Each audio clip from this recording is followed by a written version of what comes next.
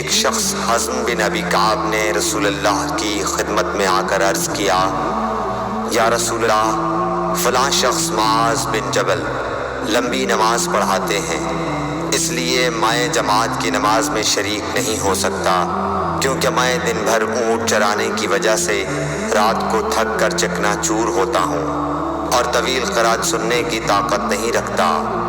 ابو مسعود راوی کہتے ہیں کہ اس دن سے زیادہ میں نے کبھی رسول اللہ صلی اللہ علیہ وسلم کو وعظ کے دوران اتنا غضبناک نہیں دیکھا۔ آپ صلی اللہ علیہ وسلم نے فرمایا، اے لوگو، تم ایسی شدت اختیار کر کے لوگوں کو دین سے نفرت دلانے لگے ہو۔